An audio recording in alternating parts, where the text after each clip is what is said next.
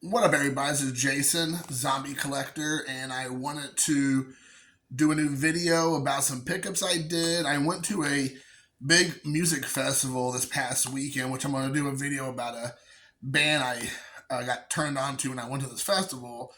But I got there early, and whenever I go to a new area, new town, I always try to hit up the pawn shops, the flea markets, the antique stores, any of the mom and pop secondhand places, and see what might be out there. This place is about an hour from my house, and so I've never been in that area, so I definitely be going back. There's a ton of stuff to get into. It's in the Kokomo, Indiana area. So if you know that song from Cocktail, and you know the Beach Boys, you know Kokomo, and that was a big thing back in the day here in Indiana. Everybody was like, "Oh, Kokomo, they're talking about our town," except it's supposed to be like some, seaside beach resort. As we all know, Indiana is not anywhere near ocean or any. It's pretty much landlocked. There's a couple lakes around us, but mostly just like streams and some creeks. Pretty far cry from a beach. But anyways, and so that's what this town's kind of known for with that song. And I went to this pawn shop and they had a Blu-ray, a ton of Blu-rays. I've never been to a pawn shop with it. They had so much physical media. They had like two, three walls of Blu-rays, like shelves kind of like this, but just like down a whole wall. And then on the other side of the doors, they had just a bunch of DVDs. And if I would have got there earlier in the morning, then I probably would have spent an hour and a half going through it more meticulously. And also, I didn't want to blow all my money because I wanted to go to the show and I wanted to get a couple CDs and all that at the show if I liked it. So I restrained myself and only picked up 4 Blu-rays. But I have 3 '80s classics and one '60s classic, I guess.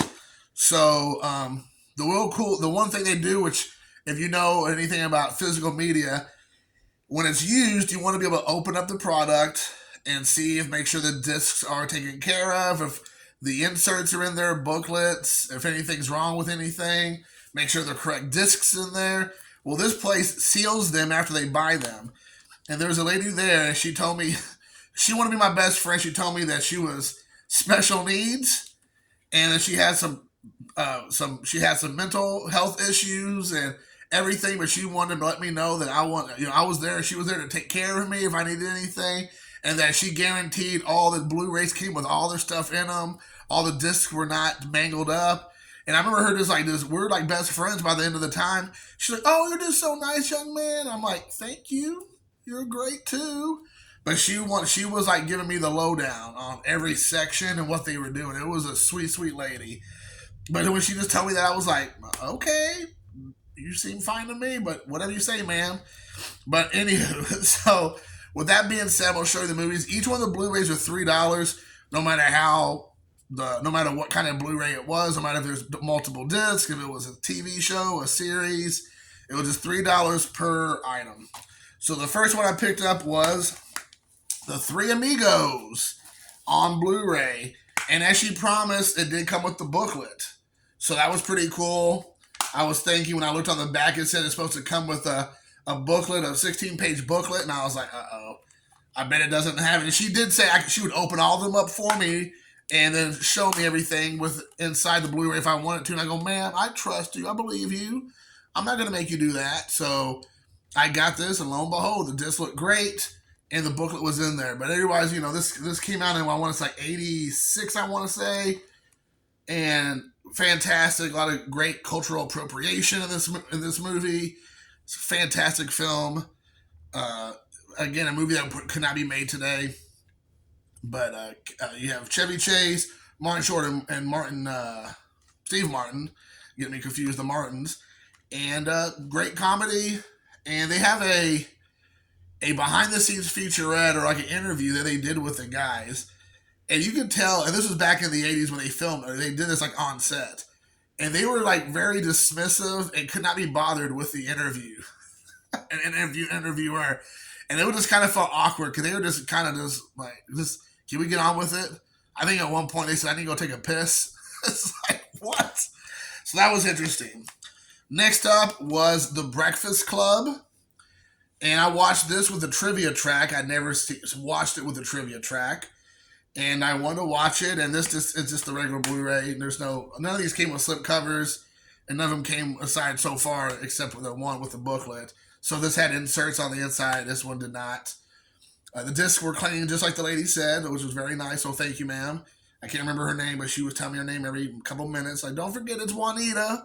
It's Juanita or something like that, or Jebedine. And I was like, okay, Miss Jebedine. But anyways, and so I had never watched it with the track. The pop, it was kind of like pop-up videos. Remember back in the 90s? Pop-up video on VH1. So this popped up with like fun facts of the movie. And I watched it with that. The movie was just playing, and this would just pop up in between scenes. It was pretty cool because I got to enjoy the film, I got to enjoy the music, the witty banter, and then I got to see some factoids about it.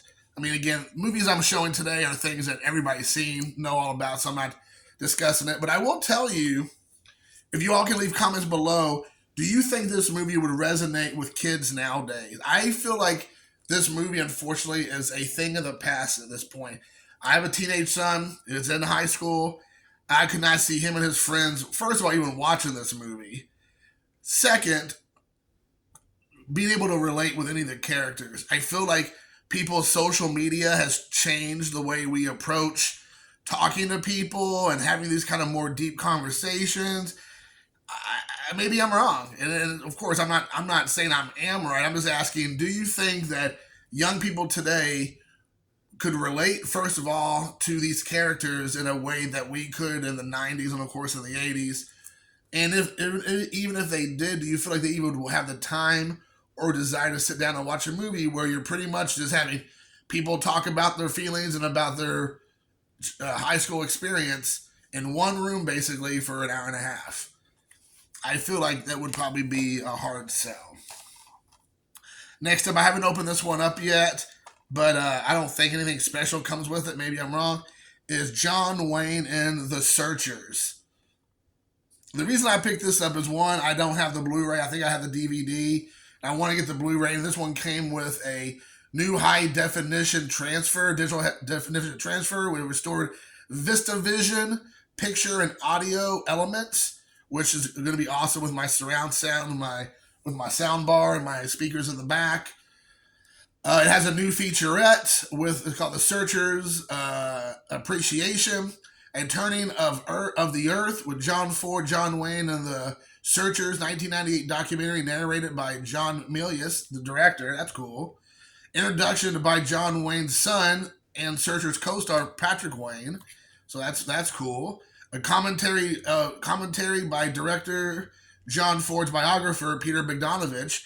What's weird because they said Peter Bogdanovich as like a biographer of John Ford, but Peter Bogdanovich is a well-known, I think, Oscar-winning director himself, or at least he had Oscar-winning performances from some of his movies, which you would think they would kind of highlight that. And then there's vintage behind-the-scenes camera segments from Warner Brothers Presents TV series. So that's cool. There's a lot of special features on here. I'm a huge John Wayne fan. I will not apologize. I know nowadays people have to apologize whenever there's a person with a shady past.